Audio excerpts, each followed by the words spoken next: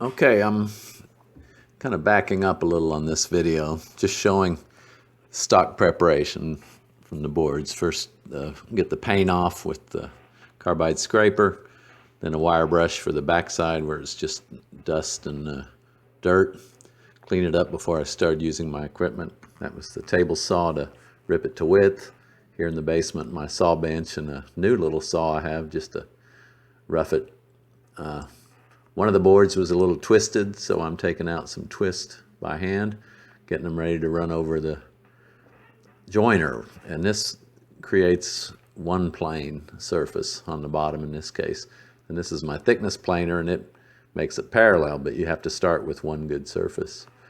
And I like the radial arm saw. It's easy to get accurate lengths.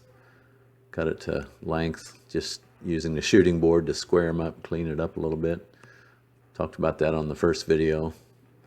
Here I've got the two sides ganged together to make it a little easier to cut through both. Now transferring the marks onto the front and back, the pins. So I made the down cuts with that gent saw. Now I'm cutting between them with a coping saw. Clean it up with a chisel because the coping saw you don't go to the line. Looks pretty good. I'm going to leave the little holes though. So here I thought everything was going great. Got the box all done, got the bottom made. Okay, I had the drawer box put together. The bottom slipped in. Ready to mount the glide tracks to the sides.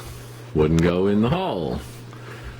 I knew that the guides took a 1/2 inch off on each side, but my math was such that I just took a 1/2 inch off the total width of the drawer and not 2 times a 1/2 inch or the 1 inch.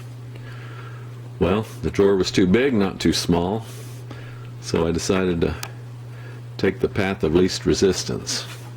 So I cut off very carefully, cut off the top, made a couple of passes on the table saw almost through, and then just cut through with a knife. And you can see the pieces are left from the original dovetail joint, the pins.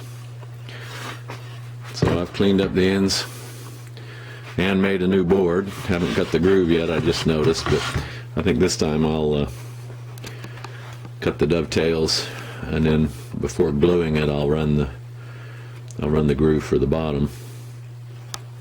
Did just use my shooting board to clean up the ends here. Now I will be able to at least fix the layout error I had where my dovetails weren't evenly spaced.